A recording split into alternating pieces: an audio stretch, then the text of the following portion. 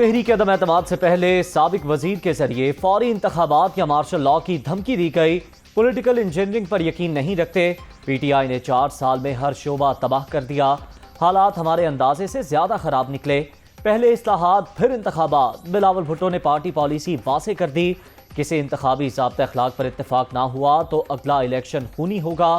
پی P chairman کا assembly میں اظہار خیال۔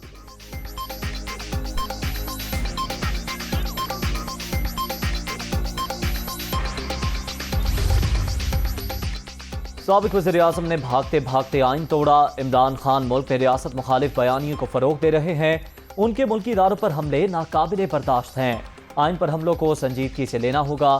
غیر آئینی اقدامات میں ملوث افراد کی نشاندہی کے لیے کمیشن بنایا جائے، بلاول بھٹو کا مطالبہ۔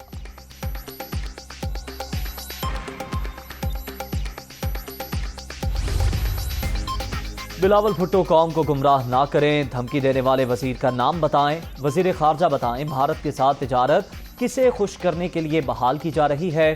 ملک میں الیکشن کے علاوہ کوئی آئینی اور جمہوری راستہ دکھائی نہیں دیتا، شاہ محمود قریشی کا رد عمل۔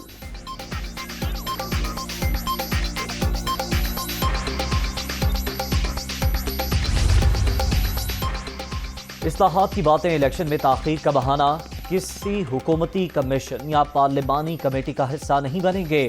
موجودہ حکومت صرف 2 ہفتے کی مہمان، زرداری اور شریف فیملی پاکستان کو محکوم بنانے کی سازش کر رہی ہے۔ تحریک انصاف ملک بچانے کے لیے آخری حد تک جائے گی، فواد چودھری کا جواب۔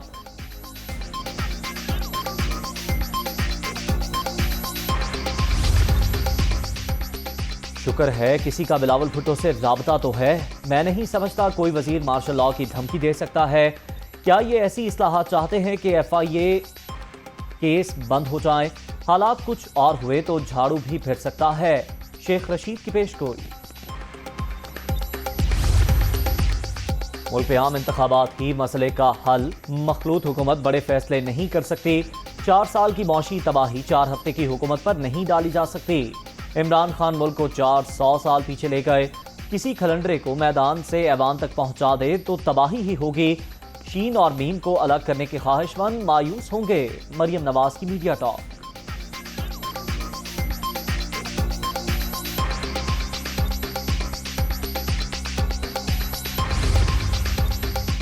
بگڑتی معاشی صورتحال پر کیسے قابو پایا جائے؟ نون لیگ کی قیادت آج پھر لندن میں سر جوڑ کر بیٹھے گی۔ نواز شریف، وزیر اعظم شہباز شریف اور وفاقی وزراء اجلاس میں شرکت کریں گے، اہم فیصلے متوقع۔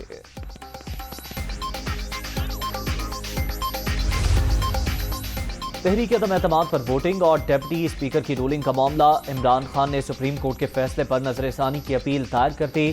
فیصلے میں کئی سکم ہیں، عدالت 7 اپریل کا حکم کالعدم قرار دے، سابق وزیر اعظم کی استدعا۔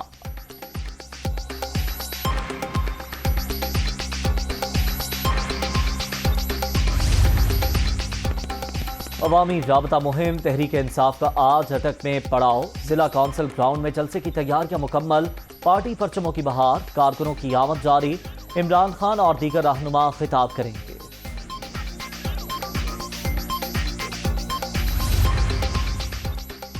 قوم اور اداروں کے درمیان خلیج پیدا کرنا ملک دشمن قوتوں کا ایجنڈا، عمران خان کے بیانات کو توڑ مروڑ کر پیش کیا جا رہا ہے، سازشیں کرنے والوں کو ناکامی ہوگی، چودھری پرویز الہی کا بیان۔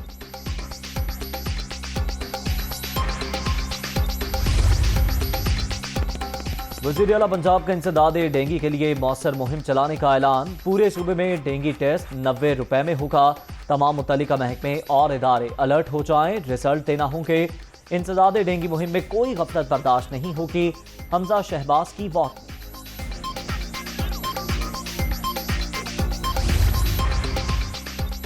کراچی میں پیپلز پارٹی اور ایم کیو ایم رہنماؤں کی ملاقات، پی پی وفد نے آصف زرداری کا پیغام پہنچا دیا، سندھ کے مفاد کے ہر فیصلے پر متحدہ کے ساتھ ہیں، ناصر شاہ کی گفتگو، کراچی حیدرآباد سمیت شہری علاقوں کی بہتری کے لیے ساتھ بیٹھے ہیں، ایم کیو ایم رہنماؤں کی میڈیا ٹاک۔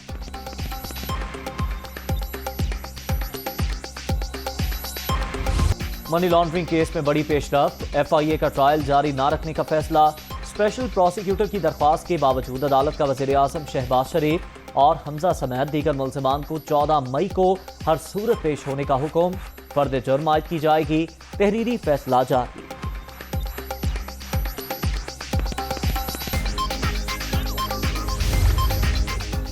ڈالر کی آج پھر اونچی پرواز، روپے کے مقابلے میں قدر ₹1.75 بڑھ گئی۔ انٹر بینک مارکیٹ میں ₹191.77 کی بلند ترین سطح پر بند، اوپن مارکیٹ میں ₹192.50 میں ٹریڈ۔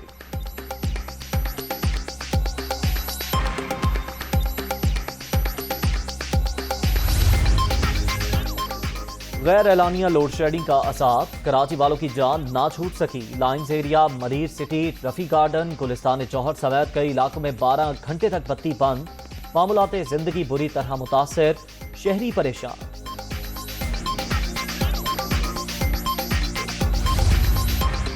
اور ملک کے بیشتر علاقوں میں شدید گرمی کی لہر، جیکب آباد میں پارہ 48 درجے تک پہنچ گیا، سبی میں 47، ملتان میں 46 اور تربت میں 44 سینٹی گریڈ ریکارڈ۔